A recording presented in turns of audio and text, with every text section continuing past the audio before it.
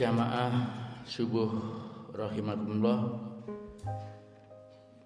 Alhamdulillah pada pagi hari ini kita telah memasuki untuk kajian hadis ke-15, yaitu tentang berkata baik, memuliakan tamu, dan adab bertetangga.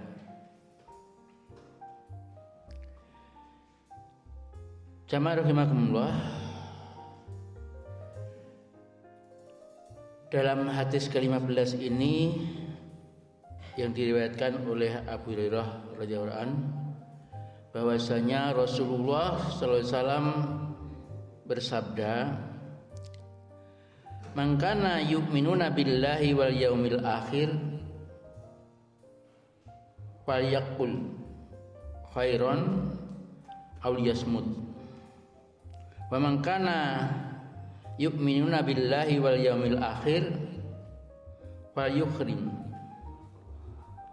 jarah. Wa man kana yu'minuna billahi wal yaumil akhir falyukrim dhaifah." Jamaah rahimakumullah, di sini Rasulullah menyatakan barang siapa yang beriman kepada Allah dan hari akhir, hendaklah dia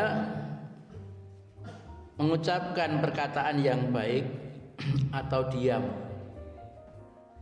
Apa hubungannya perkataan baik atau diam itu dengan iman kita kepada hari akhir, iman dan hari akhir?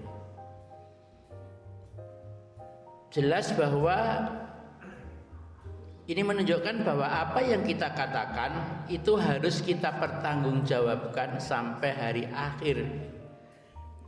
Karenanya dalam hal ini Rasulullah berpesan kepada kita bahwa kalau nggak bisa berkata-kata yang baik, maka lebih baik diam. Dan dalam kehidupan sehari-hari saat ini juga telah banyak kasus karena perkataan yang menyakitkan banyak pihak sehingga timbul masalah dalam kehidupannya, dikeroyok dan seterusnya. Ini yang sekarang baru viral.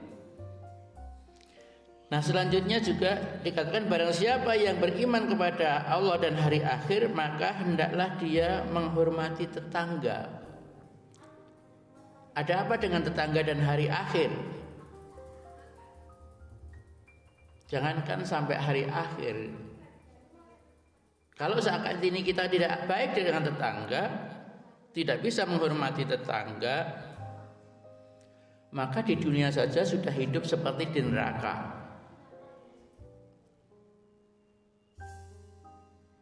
Misal tadi dikatakan dengan yang pertama dikatakan dengan perkataan yang baik atau diam.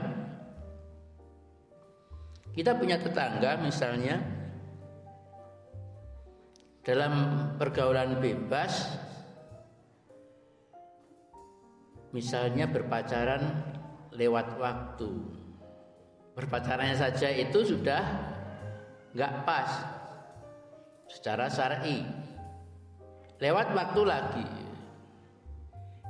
Kemudian kita dikatakan tadi bahwa berkata baik atau diam.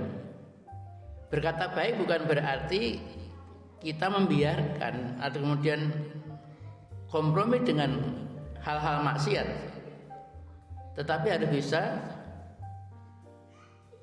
menyampaikan dengan baik. Namun terkadang justru hal ini menjadi bumerang ketika yang bersangkutan tidak bisa menerima. Bahkan dikatakan aku nggak butuh tetangga, masya Allah.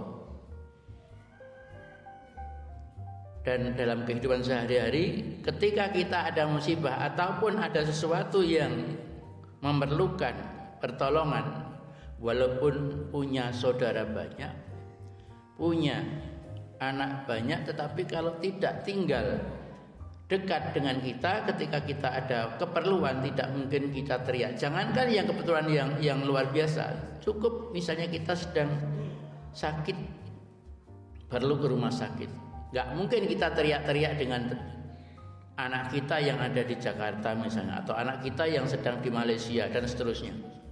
Pasti pertama yang kita minta tolong adalah tetangga. Oleh karena itu, mari kita sama-sama untuk bisa menelaah pesan Rasulullah ini, bahwa kita harus bisa berbaik dengan tetangga, supaya di dunia saja kita sudah bisa merasakan bagaimana nikmatnya kita punya tetangga yang baik. Dan yang bagian ketiga adalah, dan barang siapa yang beriman kepada Allah dan hari akhir, hendaklah dia menghormati tamunya. Bagaimana kita menghormati tamu? Kalau dalam tuntunan Islam ini bertamu, kalau bermalam ya tidak boleh tidak lebih dari 3 hari. Kalau lebih dari 3 hari itu dia penyambutannya yang memuliakan yang adalah 3 hari. Maka ketika kita ada tamu, adabnya adalah bagaimana kita menghormati tamu, dicontohkan oleh Rasulullah. Menghormati tamu sampai-sampai bahkan sahabat Rasul juga memberikan sajian bahwa ketika ada tamu berusaha untuk memuliakannya, ketika tidak punya makanan sedikit pun disajikan, padahal itu satu-satunya makanan yang dipunyai. Begitu ingin memuliakan tamunya, sehingga di belakang istrinya pura-pura masih punya makanan yang lain, supaya tamunya mau makan misalnya. Betapa luar biasanya Rasulullah dan para sahabat ini memberikan contoh kepada kita dalam hal bertetangga. Jadi jamaah sekalian, bahwa hadis ini memang luar biasa, di mana Abu Hurairah itu adalah orang yang sempat hidup bersama Rasulullah selama 4 tahun sebelum Rasulullah wafat, dan beliau mengumpulkan Masya Allah 5.000-an lebih hadis dalam 4 tahun. Bisa kita bayangkan dalam 4 tahun hadis-hadis yang sahih dari Rasulullah ini ada 5.000 lebih yang ia kumpulkan.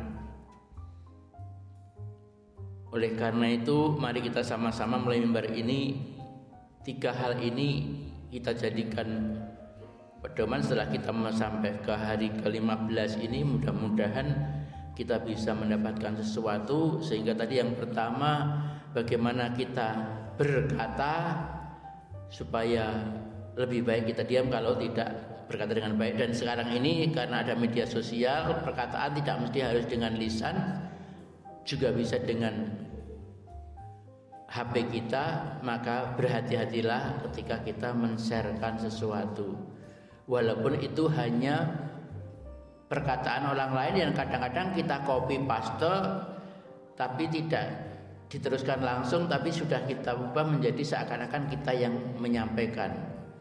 Hati-hati, maka harus betul-betul dicek, karena itu akan menjadi perkataan kita, bukan perkataan orang lain yang kita teruskan, tetapi menjadi perkataan kita. Sekali lagi, mari kita sama-sama untuk cermati dan renungkan bahwa hadis ini kita maknai dengan kontekstualnya saat ini, sehingga tidak mesti harus kata dalam arti lisan, tetapi juga bisa digantikan oleh posisi alat media sosial yang kita punya.